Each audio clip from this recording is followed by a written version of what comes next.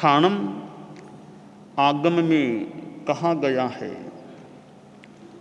अट्ठहिम ठाणेहिम संपूर्णे अणगारे अरिहति आलोयनम परिच्छित्तये तंजः आयारवम आधारवम बवहारवम ओवीलये पकुब्बये अपरिस्साई निज्जावये अवायदंसी।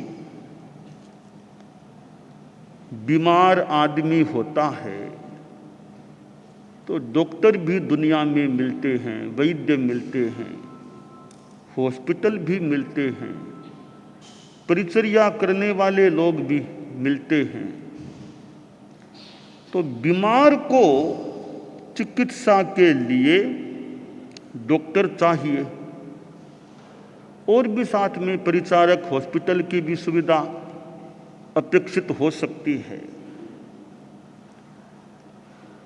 आगम ठाणम में एक बात बताई गई है इस सूत्र में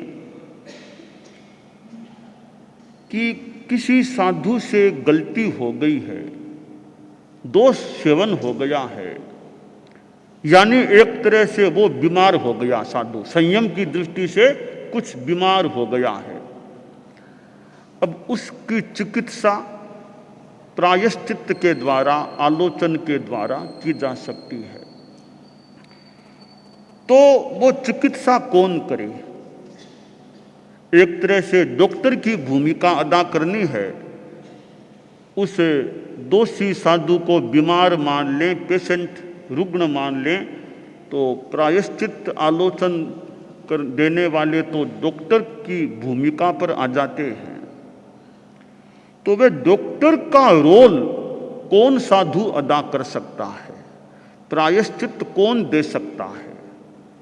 तो शास्त्रकार ने बताया है कि 8 अर्हताओं से संपन्न, 8 योग्यताओं से युक्त साधु प्रायश्चित दे सकता है, आलोचन दे सकता है। ये शास्त्र की बातें हैं, आगम पाठ भी है, अनुवाद भी है, कई टिप्पणी भी है, और भी ग्रंथ हैं। इनका आधार मिलता है और कुछ कुछ फिर व्यक्ति वक्ता का अपना मनन चिंतन, तार्किक क्षमता आदि भी सहयोगी बन सकती है।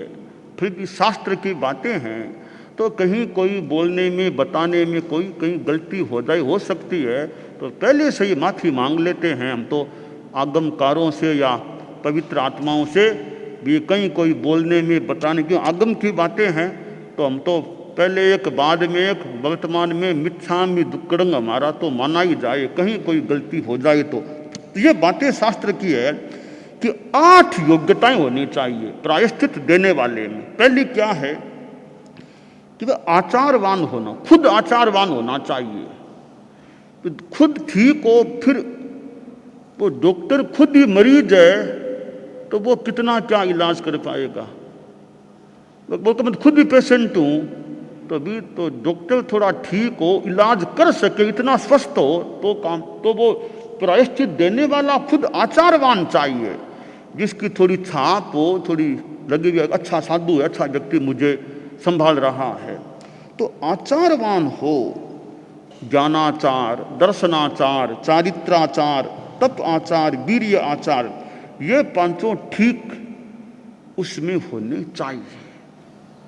हालांकि गलती तो बड़ों से भी हो सकती है, पर वो मोटा मोटी रूप में एक आचारवान व्यक्ति चाहिए जो प्रायश्चित देने के काम को संभालने वाला हो, आचारवान हो। तो आचार केवल यह चर्या ही नहीं, उसमें ज्ञान भी होना चाहिए, श्रद्धा भी होनी चाहिए, कुछ तपस्या का अपने ढंग का वो भी योग चाहिए, वीर्य पराक्रम भी होना चाहिए उसमें। दूसरी बात बताई है आधारवान। पहला आचारवान, दूसरी बात है आधारवान। आधारवान कौन होता है कि जो पेशेंट, जो साधु आलोचना लेने वाला, दोष सेवन करने वाला है, उसके दोषों को सम्यक्त या समझ ले, जान ले, तब ठीक शुद्धि करा सकेगा। बीमार की बीमारी को डॉक्टर पहले पकड़ ले, फिर इलाज अच्छा हो सकेगा।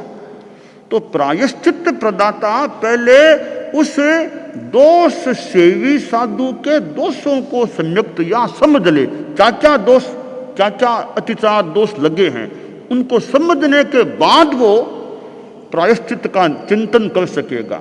तो उसके पास आधार चाहिए, क्या क्या दोष सेवन किया है, तो आधार को वो जानने वाला हो, वह आधारवान हो गया। तीसरी बात है व्यवहारवान होना चाहिए। 5 व्यवहार बताए गए हैं विधि निषेध की चीजें प्रायश्चित के प्रसंग में भी। आगम, श्रुत, आज्ञा, धारणा और जीत, इन 5 व्यवहारों को जानने वाला हो, शास्त्रों को ज्ञाता हो, विधि विधान को जानने वाला हो, कहाँ जीत व्यवहार क्या है, धारणा क्या है, आज्ञा क्या है, आगम क्या, केवल ज्ञानी, मन प्रयोग ज्ञानी, अवधि ज्ञानी, 14 प्रिय आदि ये आगम है, श्रुत जो और शास्त्रों को जानने, ऐसे 5 चीजें हैं। इन चीजों को जानने वाला हो। कहीं कोई आचार्य है और उनके खुद के भी दोष लगे हुए हैं, अब वो सोचते हैं कि भई मेरे भी दोष लगे हैं और आखिर मुझे भी, मान लो उम्र भी वृद्धावस्था है, अब क्या पता, तो मुझे भी शुद्धि करनी चाहिए। अब शुद्धि करूं किससे मैं, मेरे पास में तो सब मेरे से छोटे हैं, वो इतना कहाँ, तो कम से कम मेरे समान हो या मेरे से भी बड़े हो तो उनसे लूं तो एक बात है, अब छोटे बच्चे टाबर नहीं, उनसे मैं क्या प्रायश्चित लूंगा। तो वो सोचता है आचार्य कि मेरे यहाँ तो सब मेरे ही शिष्य हैं, तो मुझे क्या प्रायश्चित ठीक दे पाए न दे पाए, तो दूसरे कोई आचार्य हो थोड़े दूर कहीं, उनसे मैं प्रायश्चित ले लूं।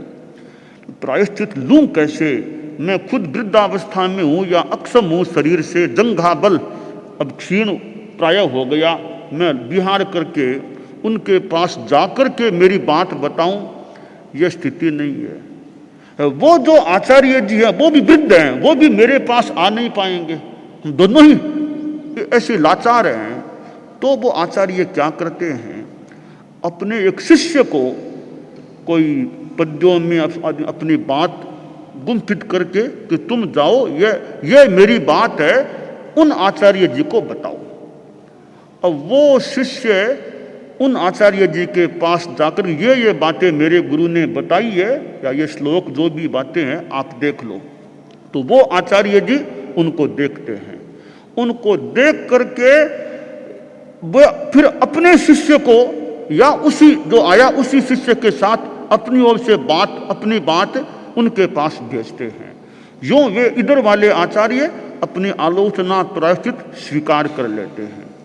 तो ये एक आज्ञा की, वो गए आए आज्ञा, ऐसी धारणा ये पुराणों ने क्या क्या आलोचना कैसे दी थी, ऐसी बातें सुनी हुई है, जानी हुई है कि गुरुदेव तुलसी ने उस समय ऐसा किया था, तो ऐसा किया, हम भी ऐसा ही कर लें कि अमुक साधु ने वो गलती की, तब गुरुदेव तुलसी ने फरमाया था कि इसने संग ही नहीं छोड़ा, इसने साधुपन भी छोड़ दिया, इसलिए इस साधु को अब नई दीक्षा आनी चाहिए। कि ऐसा प्रसंग मैंने सुना है, गुरुदेव के पास देखा भी है कि उस समय गुरुदेव तुलसी ने कहा था कि इस साधु ने संग ही नहीं छोड़ा, साधुपन भी छोड़ दिया, इसलिए इसको नई दीक्षा दिए बिना नहीं लेना चाहिए। कि ये मैंने सुना था, जाना था, अब मेरे सामने मैं भी वही विधि काम लूं कि मेरे गुरु ने ऐसा किया, यह मेरी धारणा है कि गुरुदेव ने ऐसा किया था, तो मैं भी यही प्रसंग अब है तो ऐसा ही करूं। यूं पुरानी वो सुनी जानी बातों की धारणा है, उसके अनुसार भी प्रायश्चित दिया जा सकता। या फिर कि भाई अब पता नहीं क्या, तो चिंतन मंथन कर लो कि इस गलती का यह प्रायश्चित होना चाहिए, विचार करके एक जीत विभाग से स्थापना कर लो। ऐसी जो बातें हैं उनको जानने वाला होना चाहिए प्रायश्चित देने वाला व्यक्ति, यह व्यवहारवान हो गया। चौथी बात है अपव्रीडक, वह अपव्रीडक होना चाहिए कि जो दोषी साधु है उसमें इतना साहस जगा दे कि तुम लज्जा मत करो, संकोच मत करो, जो भी बात है ना मुझे बताओ। उसमें ऐसी भावना पैदा कर दे कि छिपाने में लाभ नहीं है, संकोच छिपाना मत, जो है सारी बात मुझे बता दो। यूं उस दोषी साधु में साहस पैदा कर दे कि मैं वो सारी बात बता दे अपनी। ऐसी योग्यता भी प्रायश्चित प्रदाता व्यक्ति में हो, जितना संभव हो सके प्रयास करे यथासंभव। वो अपव्रीडक है। पांचवा उसका गुण होना चाहिए प्रकारी, कि वो जो दोष साधु ने बताए हैं उसकी शुद्धि के लिए उसको बताए, न तो ज्यादा दंड दे न कम दे, जितनी गलती है। ऐसा नहीं कि तो मेरे पास वाला है इसको थोड़ा कम दंड दे दूं, ऐसा नहीं। या तो वो मेरा द्वेषी व्यक्ति है इसको खूब ज्यादा दंड दूंगा, ऐसा नहीं, न कम न ज्यादा। जो गलती जितनी उसके अनुसार उसको तपस्या जो भी देना हो प्रायश्चित देकर के उसकी शुद्धि करा सके या बता सके, अच्छा ऐसा वो साधु प्रायश्चित प्रदाता होना चाहिए। अब छठी विशेषता योग्यता यह है कि जो वो साधु सामने है दोषी, उसने जो अपनी बातें बताई हैं उन बातों को पी जाए, ऐसा साधु चाहिए। ऐसा नहीं कि वो उठ के गया और संतों में अरे इसने ये गलतियां की ये गलतियां की, सारी बात फैला दी, ऐसा नहीं चाहिए। दोषों को भीतर में समेट ले कि पता ही नहीं कि क्या बात हुई, क्या आलोचना दी।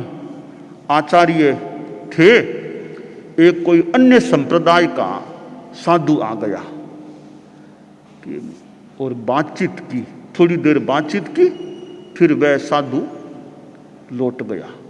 तो आचार्य का अपना शिष्य था, उसने पूछा कि वो साधु आया था, क्या बात करके गया, आपसे क्या बात की थी?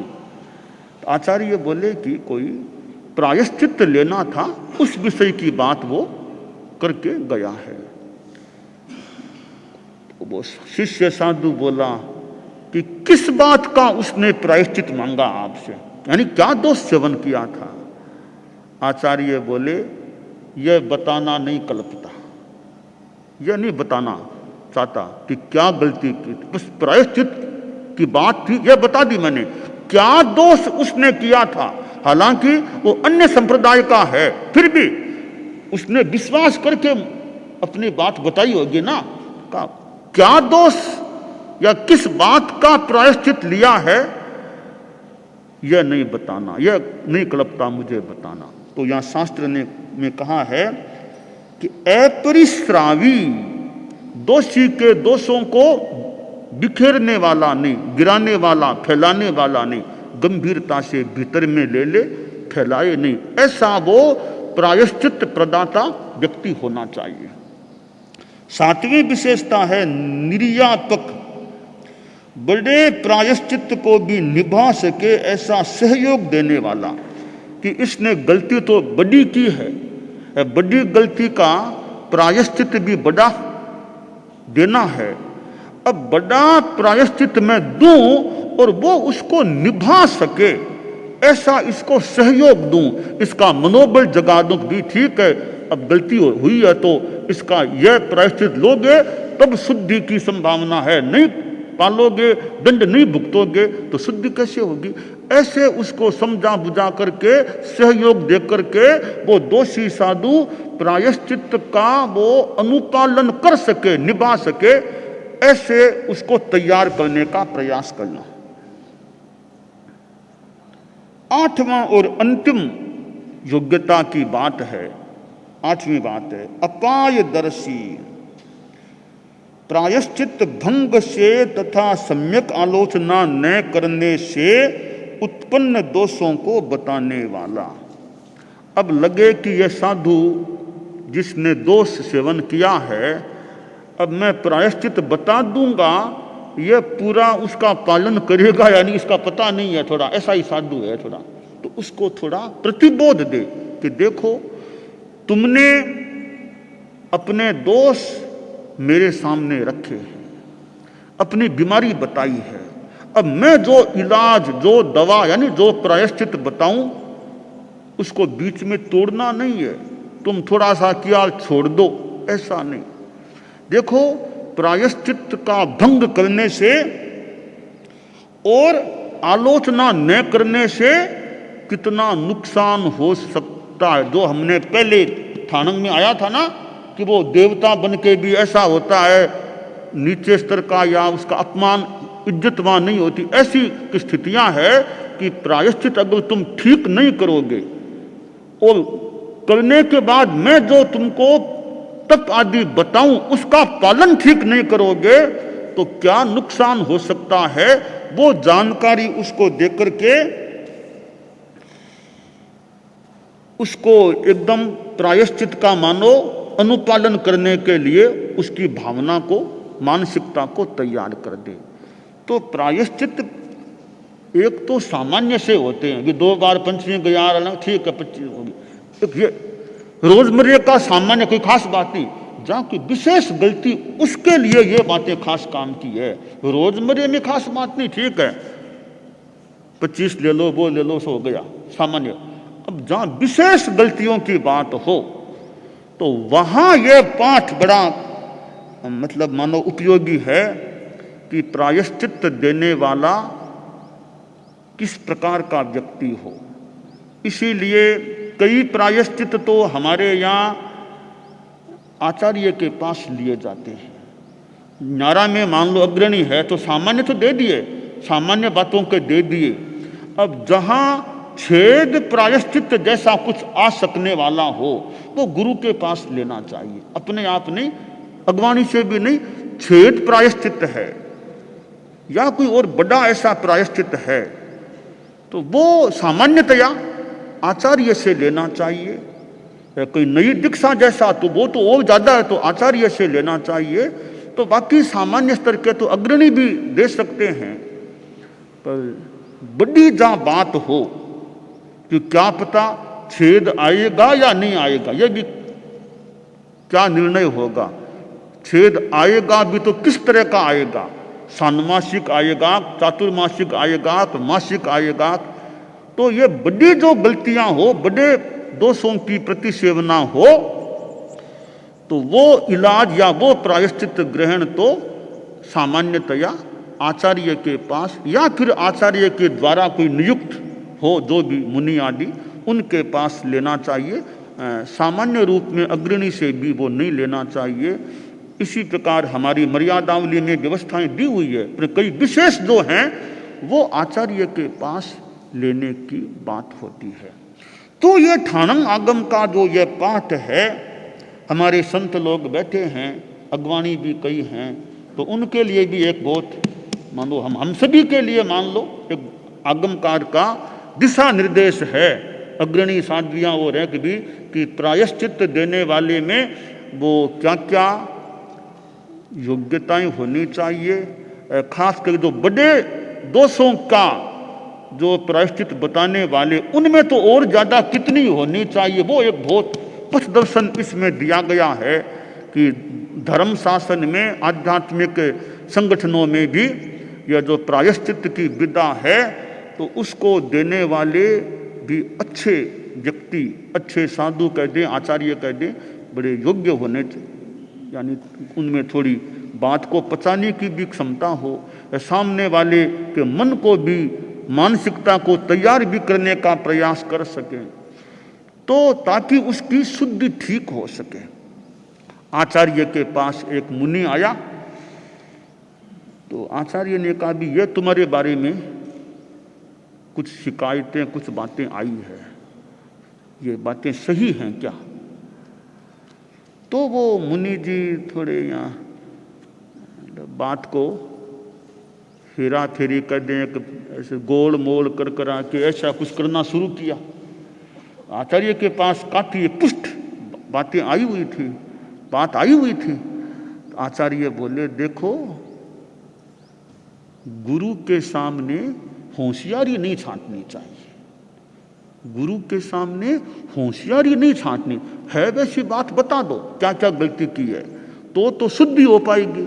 बात को छिपाते रहोगे, यहां बचोगे पर नहीं आगे होगी मात, यहां बच भी जाओ तो आगे। इसलिए होशियारी नहीं, गुरु के सामने सियारिया बन के रहो, जो बात है बता दो। जैसे छोटा बच्चा माँ बाप के सामने अपने मन की बात बोल देता है, वैसे कि तुम गुरु के सामने जो हुआ बता दो, छिपाओ मत, तो शुद्धि हो सकेगी। किंग बाल लीला कलितो न बाल है, पित्रो पुरो जलपति निर्विकल्प है। तो ये जो बात है कि वहाँ माता पिता, तो यहाँ गुरु एक तरह से माता पिता के समान मान लो गुरु को, तो उनके सामने अपनी सरलता से प्रायश्चित लेने की बहुत महत्वपूर्ण बात है सरलता, रिजुता, वो अच्छी है। रिजुता जितनी अच्छी होगी तो शुद्धि हमारी अच्छी हो पाएगी। रिजुता नहीं है तो फिर शुद्धि की बात में कमी रह सकती है या न भी हो। तो ठाणंग आगम की ये 8 बातें जो हैं प्रायश्चित देने वाले के लिए ध्यान देने की है, ताकि प्रायश्चित प्रदान की प्रक्रिया अच्छी हो सके। दानान सेठम अभय पयाणम सच्चेषु या अणवज्जं वयन्ति तवेषु या उत्तम बंभचेरम लोगुत्तमे समणेनाय पुत्ते। अरहंता मंगलम सिद्धा मंगलम साहू मंगलम केवल्ली पन्नत्तो धम्बो मंगलम। अरहंता लोगुत्तमा सिद्धा लोगुत्तमा साहू लोगुत्तमा केवल्ली पन्नत्तो धम्मो लोगुत्तमो। अरहंते शरणं पवज्रामि सिद्धे शरणं पवज्रामि साहू शरणं पवज्रामि केवल्ली पन्नत्तं धम्मं शरणं पवज्रामि।